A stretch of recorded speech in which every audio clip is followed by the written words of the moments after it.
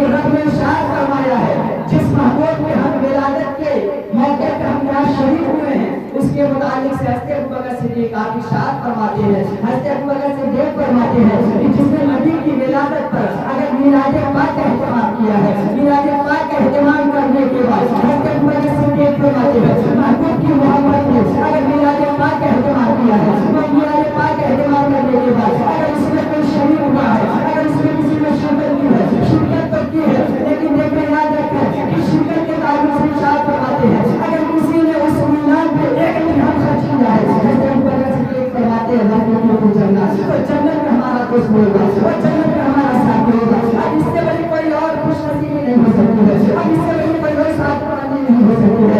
جس شخص نے نبی کی ولادت میں ایک سکہ خرچ کیا ہے، حضرت ابوبکر فرماتے ہیں کہ جنت میں وہ میرا ساتھی ہوگا۔ ہماری سے بڑھ کے اور کیا بات ہو سکتی ہے؟ اس سے بڑی اور کیا بات ہو سکتی ہے؟ یار آج مصطفیٰ صدیق اکبر آپ ارشاد فرماتے ہیں کہ جس نے نبی کی میلاد میں 1 روپیہ خرچ کیا ہے جنت میں وہ میرا ساتھی ہوگا، جنت میں وہ میرا ساتھی ہوگا۔ اللہ تعالیٰ قرآن مقدس میں ارشاد فرماتا ہے قد جاءکم من اللہ نور و کتاب مبین، یہ تمہارے پاس آیا ایک نور اور روشن کتاب۔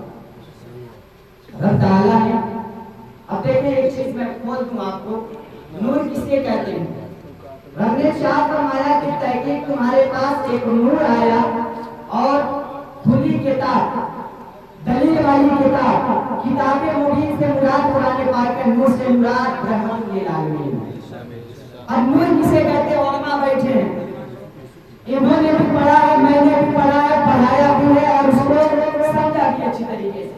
تو دیکھیں فقہا فرماتے ہیں اس کی تشریح میں نور اسے کہتے ہیں النور ینور لغیرہ، النور ینور لغیرہ، یعنی نور وہ ہے جو اپنے کے علاوہ کو روشنی دے، اور یقیناً آقا دو عالم صلی اللہ تعالیٰ علیہ وسلم نور ہے دوسرے کو روشنی دیا۔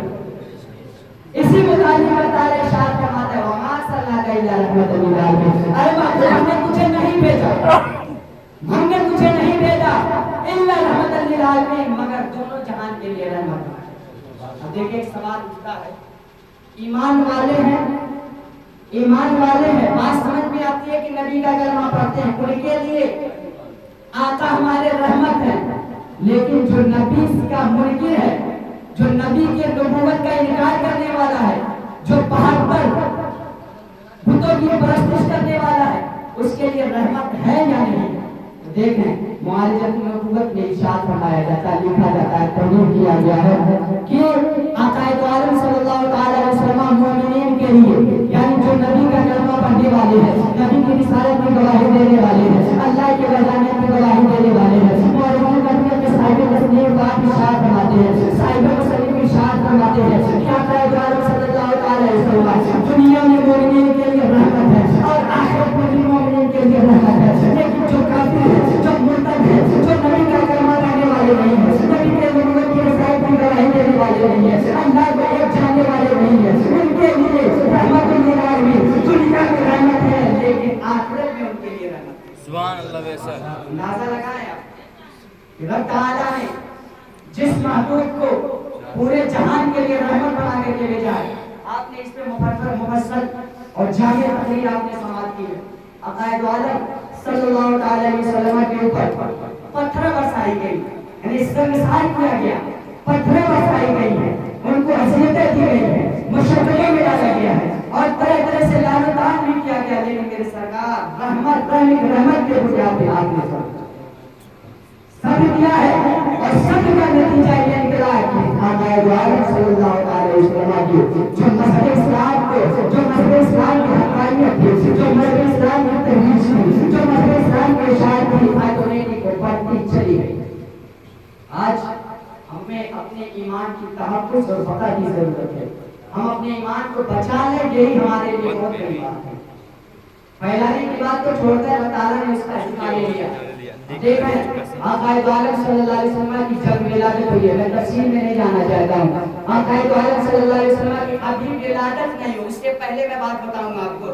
یقیناً آقا دو عالم صلی اللہ علیہ وسلم کے معجزہ تھے، ان کی معجزہ ثابت ہے. آقا دو عالم صلی اللہ علیہ وسلم ابھی اپنے ماں کے شکم میں ہے، ابھی اپنی ماں کے بدن میں ہے، ابھی اپنی ماں کے پیٹ میں ہے. ان کی ماں حضرت آمنہ رضی اللہ تعالیٰ عنہ، آپ حمل سے ہیں. حضرت عبداللہ رضی اللہ تعالیٰ عنہ کا انتقال ہو جاتا ہے، ان کا وصال ہو جاتا ہے. چند دن گزر جاتے ہیں، 1-2 مہینے گزر جاتے ہیں. حضرت آمنہ رضی اللہ تعالیٰ عنہ، حضرت رضی اللہ تعالیٰ عنہ، آپ اپنے گھر میں ہیں، اپنے کام کو بھی کر رہی ہیں، اپنے کام کو بھی کر رہی ہیں، اور جو بچہ ہے اس کی یاد اس کے اوپر سے بھی فرما رہی ہے. لیکن دیکھیں حضرت عبدالمطلب نے سیما لے لیا تھا، آپ نے سیما لے لیا تھا. حضرت عبدالمطلب رضی اللہ تعالیٰ عنہ چند مہینے گزرنے کے بعد، چند مہینے گزرنے کے بعد آپ باہر کو نکلتے ہیں، لوگوں کے درمیان جاتے ہیں، لوگوں کے مجلس میں جاتے ہیں. جانے کے بعد آپ لوگوں کے درمیان بیٹھا کرتے تھے، لوگوں نے باتیں سنا کرتے تھے. اتفاق ایک دن ایسا ہوا، لوگ آپ کے بہو پر لعنت کرنا شروع کر دیے. اور یقیناً یہ چیز جانے کہ اگر کسی کے شوہر کا انتقال ہو جاتا ہے، کسی کا شوہر فوت ہو جاتا ہے، اسے عدت گزارنے کی ضرورت پڑتی ہے، اسے عدت گزارنے کی ضرورت پڑتی ہے. عدت گزارنے عدت کے اندر تک نہ کوئی سنگار کر سکتی ہے، نہ کوئی پڑھائی کر سکتی ہے، نہ کوئی خوشبو لگا سکتی ہے، نہ کوئی لپسٹک پاؤڈر لگا سکتی ہے. اس کے عدت کے گزر جانے کے بعد اس کے اوپر واجب ہوتا ہے اب اس کی مرضی کے مطابق چاہے کوئی سنگار کرے، چاہے کوئی زینت کرے یا نہ کرے. لیکن حضرت عبداللہ رضی اللہ تعالیٰ عنہ کو فوت ہونے کے بعد حضرت عامر رضی اللہ تعالیٰ عنہ آپ بھی سوچ بنایا کرتے تھے. حضرت عبدالمطلب ہے، آپ باہر نکل کے مجلس میں بیٹھ جاتے ہیں، لوگ لعنت شروع کر دیتے ہیں کیونکہ حضرت عامر رضی اللہ تعالیٰ عنہ آپ ایسے تھے کہ گھر کے کام کو دیکھا کرتے تھے، گھر کے کاج کو دیکھا کرتے تھے. حضرت عامر رضی اللہ تعالیٰ عنہ کو جب ضرورت پڑا کرتی تھی تو آپ اپنے گھر سے نکلتے تھے اور بول کو لے لیا کرتے تھے، رسی کو لے لیا کرتے تھے اور جاتے ہوئے پانی بھرنے کے لیے کنویں کے قریب پہنچتے تھے. وہاں سے پانی لیتے تھے، پھر گھر آ کے اپنے کام کو مکمل کیا کرتے تھے. جب پانی کی ضرورت پڑتی تھی تب وہ جایا کرتے تھے. اور یقیناً آپ یہ جانے اگر ایک لڑکا میں ایک گاؤں میں چند لوگ بسنے والے ہیں تو ہو سکتا ہے ایک ہی وقت میں چند لوگوں کو پانی کی ضرورت پڑ جائے. حضرت عامرہ جب جاتے تھے کسی سے ملاقات ہو جاتی تھی، جب جاتے تھے کسی سے ملاقات ہو جاتی تھی.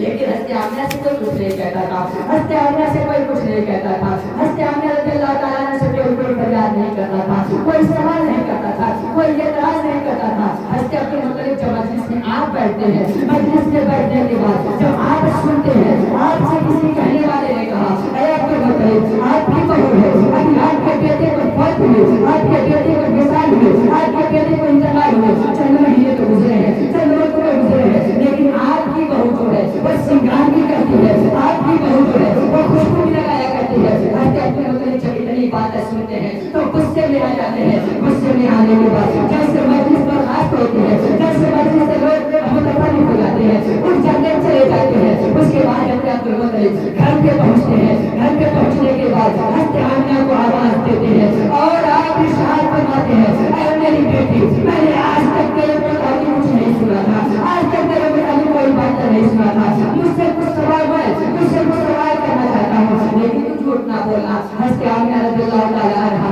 آپ بس گزارو دیے اے بابا جان آپ بات میرے سامنے پیش کریں، میں مکمل اس کا جواب آپ کو دوں گی. حضرت عامرہ رضی اللہ تعالیٰ عنہ آپ کے سامنے اپنے سر کو نیچے کیے ہوئے، آپ کے